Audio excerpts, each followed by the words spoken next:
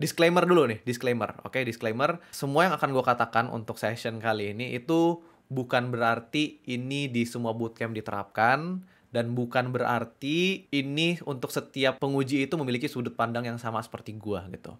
Jadi kalau di bootcamp yang tadi gue uji, itu kenapa dimasukin ada ada external mentor, itu supaya ada penilaian yang justru subjektif, bukan objektif lagi. Jadi justru ada penilaian subjektif dari seorang profesional software engineer gitu. Kayak kualitas murid-murid di bootcamp itu seperti apa, udah bisa ngoding beneran atau belum, udah siap terjun ke dunia kerja atau belum gitu.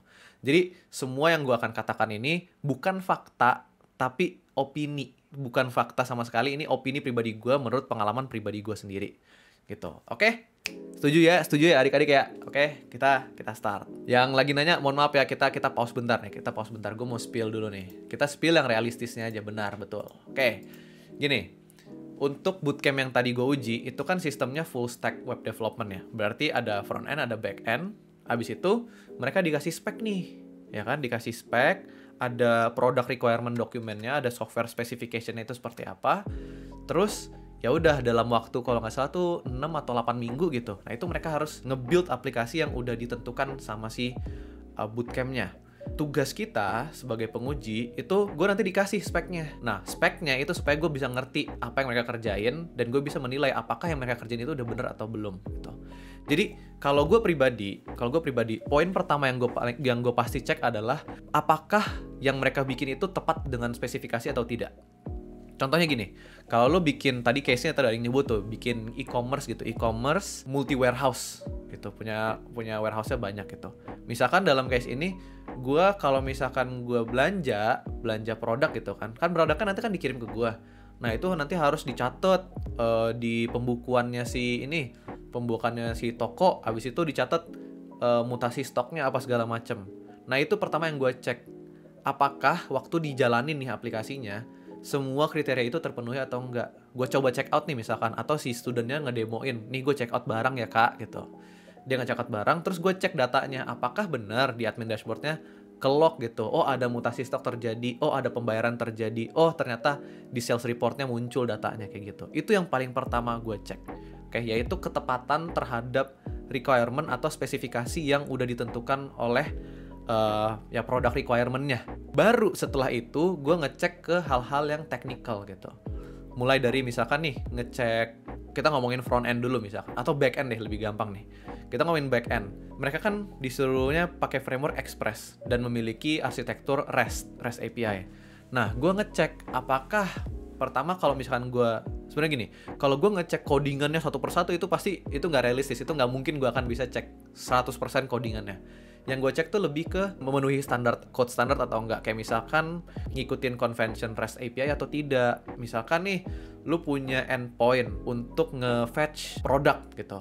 Apakah nama endpointnya itu cuma sekedar /products? Nah itu kan mengikuti ya REST convention gitu. Menggunakan HTTP method get endpoint /products.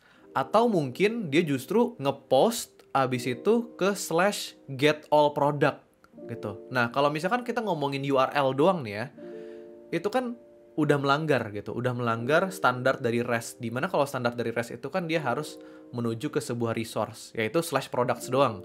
Abis itu metodenya salah, yang harusnya gue pakai get, dia di situ malah pakai post. Kalau misalkan di front end, misalkan mereka pakai React gitu, ini anak-anak udah menerapkan pembuatan komponen atau enggak? Jangan-jangan mereka udah pakai React tapi justru ngetik HTML biasa doang gitu kan, semuanya kopas-kopas gitu.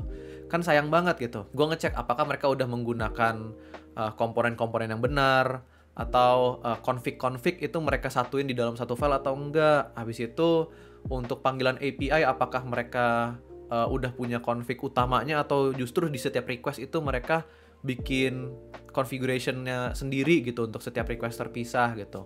Habis itu global state management-nya kayak gimana? Apakah pakai state management atau enggak? Untuk state error atau form validation itu mereka handle atau tidak? Nah, hal-hal kayak gitu yang gue cek yang kedua.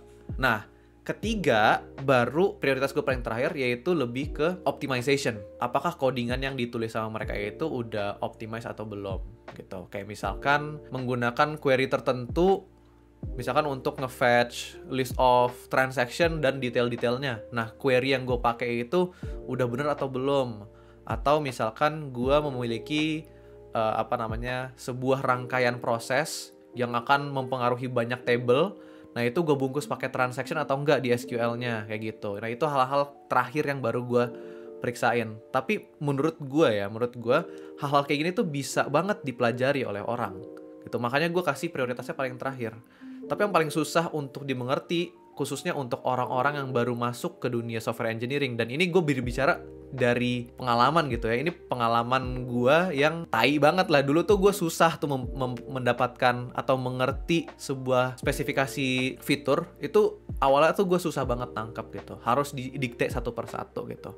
Nah, makanya ini yang gue sangat mau tekankan untuk teman-teman misalkan yang lagi kerjain project-project gitu. Jadi ingat, ketika lo menjadi software engineer, itu lo nggak cuma asal coding gitu. Yang penting, kelihatan datanya gerak gitu, jadi gitu. Datanya pindah, abis itu front end-nya oke, nggak error, nggak gitu doang. Ingat, lo membuat sebuah software itu untuk nge-solve sesuatu. Makanya itu number one priority gue ketika gue mau nguji, itu adalah si requirement-nya itu kena atau enggak. Gitu. Itu banget yang gue harus periksa gitu. Jadi ngomongin coding, ngomongin standar, itu semua orang pasti kalau diajarin bisa, menurut gue ya. Itu pasti bisa, walaupun ada yang cepat, ada yang lambat gitu. Tapi kalau masalah attention to detail, sebuah spek, pemahaman bisnis, itu yang kadang-kadang orang tuh susah nangkep. Apalagi kita sebagai orang-orang technical software engineer gitu, kadang-kadang tuh terlalu meremehkan beberapa spesifikasi fitur yang diberikan oleh yang udah tercatat di dalam sebuah product requirement kayak gitu. Tapi overall sebenarnya cuma 3 poin itu yang gue periksa. Jadi yang pertama itu ngikutin speknya bener atau enggak. Yang kedua itu ya code standard lah, ngikutin REST convention atau enggak, ngebuat komponennya bener atau enggak. Abis itu yang ini satu contoh nih, misalkan yang gue suka gatel, lu punya product list gitu. Product listnya itu lu fetch semua, abis itu lu render di front end, lu paginate di front end, atau lu punya endpoint yang bisa nge-paginate juga. Nah, itu gue tes juga tuh untuk poin kedua, kayak code-code standar kayak gitu. Itu salah satu yang gue suka periksain gitu. Walaupun dia tidak terlalu mempengaruhi skill seseorang, skill coding seseorang, karena itu kan sebenarnya hal-hal yang simple ya.